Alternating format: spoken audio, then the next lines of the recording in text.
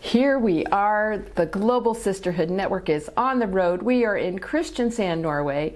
That is the southern tip of Norway, a beautiful, beautiful port city. We're meeting amazing women around the world for the Global Sisterhood Network and a feature on Boost Power Radio.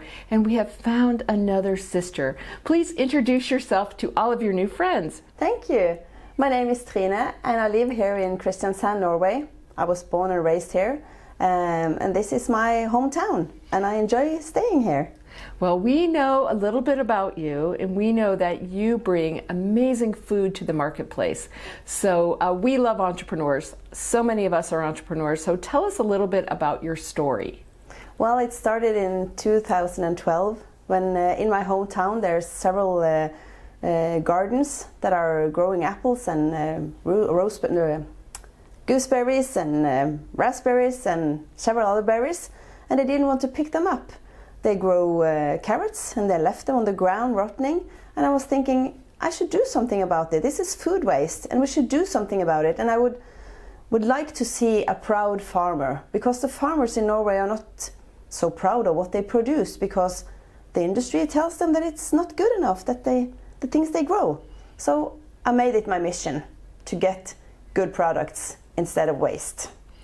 Wow, okay, so now did you grow up on a farm, or did you go to some kind of schooling to understand what to do, how to process the products, how to package the products? Tell us a little bit more. Yeah, well, I am a chef. I went to chef school when I was, cookery school when I was 16, and I've been working as a chef ever since in all kinds of businesses consuming food and produce. And I come from the countryside, so we have farmers with next door neighbors or in the fields around our property. It's gardening and it's machinery and tractors, and yeah, it's farming all over my little countryside. So it's idyllic countryside living close to the city. And so tell us more about the business. How do you decide what products to make, and then where do you sell them? Tell us kind of your entrepreneurial story. I produce all kinds of fruits and vegetables, and I preserve them in glasses and jars and bottles, like lemonade, jello, marmalade, fermenting. I do a little bit of fermenting, and I do the sour pickling of vegetables. And we sell it to deli shops and hotels, restaurants, the food gift market, and to private persons. We have a web store, so they buy our products at the web store.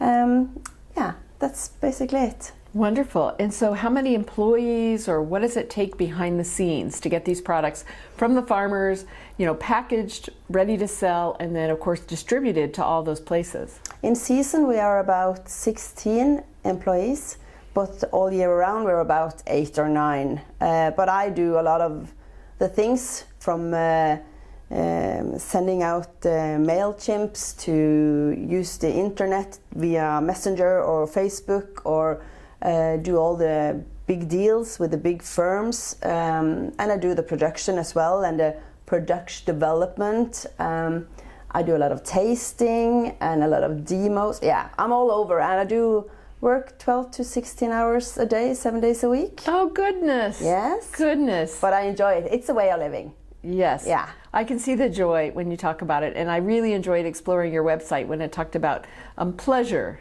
through food. Thank you. That food wasn't just, to sustain, but to actually contribute to your life in such a positive way. Definitely. Well, one of the things we ask women is, when in your journey of coming up with the idea and then being brave, to do it differently, to get that food from those farmers and to help them, when has it been challenging or hard? And then what kind of lessons would you share with other women that are trying to, make their own mark in the world? Yeah.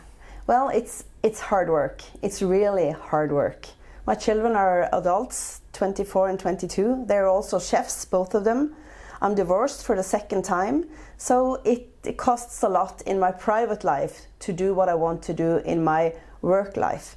But it's hard. It's sometimes so hard that I don't understand what I'm doing in this work that I'm able to create.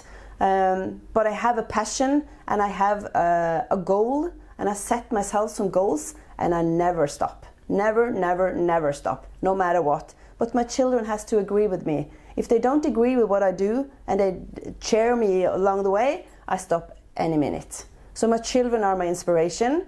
They're also the drive that I have and the goals I set myself, that I have to go for what my children encourage me to do. Awesome. That's good. So never, never give up. That's a really, really good tip. And then what else have you learned along the path? So, we find that women that have a different path, that have a different idea, sometimes there's nothing to look for to show us exactly what to do. And especially too, the market is changing, tourism's changing, the internet's changing. So what other things along the way have you learned being a food entrepreneur? Well, I've learned that you try to have people you can count on close to you, and they don't stand there. They leave you. They back out, or they don't want to go the same road you want to go, or they don't believe in you. They believe in you at the start, and then they say, oh no, what you're doing is wrong. I can't believe in you. I can't stand by you anymore. So you have to let them go. That's hard, and my family have never believed in what I did. They want me to have a regular job, maybe just at a kitchen doing burgers or making salads or whatever, and come home and have a normal family life. So they never cheered me, never.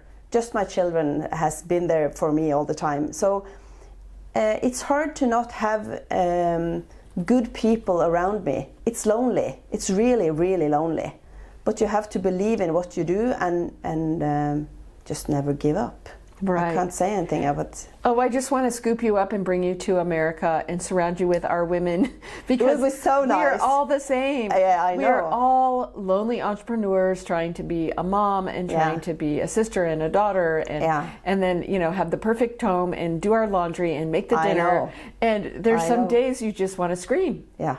And many days. Yes, there's many days. It's so good to hear as we are on the road with these interviews how similar all the women's stories are, no matter where you live or your upbringing, that those of us who have chosen a path that's different all have to find that internal flame.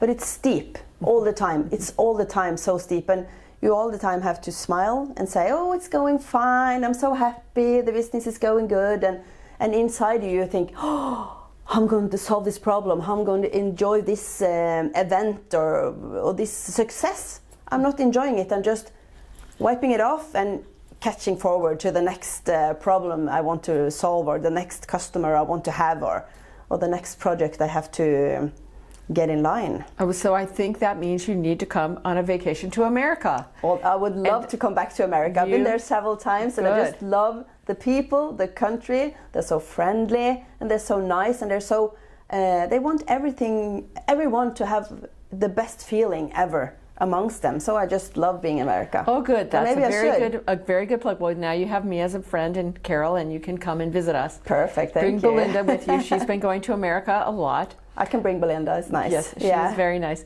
So then we also ask, what is your global statement for women? So if you were talking to young women or just any women about their dreams and living their dreams, kind of what would be your statement to them? Well, there should be several, but I should say one, and that's be strong. Be strong in what you believe in and never give up. I think that's my statement. I could say anything. You could be anything you want, but you couldn't because you don't have the money or don't have the people around you. There's several things. It's so easy to say, but just be strong and never give up. I think it's my statement. I think that's a great statement. And lastly, what are you excited about now? So you've kind of got the business rolling, you've got some of your lines, you've got the placement in some of your stores. What are you working on looking into the future? Well, it's more like what can we do to improve the environment? Everyone is talking about the environment and sustainability and food waste. And we do several projects with a focus on these things. And I would like to do more to save the planet for the next generation. I just love the global, demonstrations that Greta Thunberg is doing. I just love it all over the world. And I would like to give my contribution to the next generation and give them a safe planet. Wonderful. Well, we have just been thrilled to get to meet you. Thank you. We're thrilled to be in your beautiful city of Kristiansand. Yes, it's a beautiful city. Everyone should visit. It is a beautiful place to visit, and we will be sure that your contact information is not only on this video, but also it is on our website. Perfect. So people can start to follow you and reach out, and we will look forward to when you figure out a way to get your products to come into the United States. Yeah, I should. And then we will have a big celebration and welcome you. We'll come to Denver. We can maybe find some really cool store in Denver to be the only store in the country. Oh, that would be so nice. And then you have an excuse to have a meeting in Denver and right off your business trip. Perfect. And come and play with your sisters.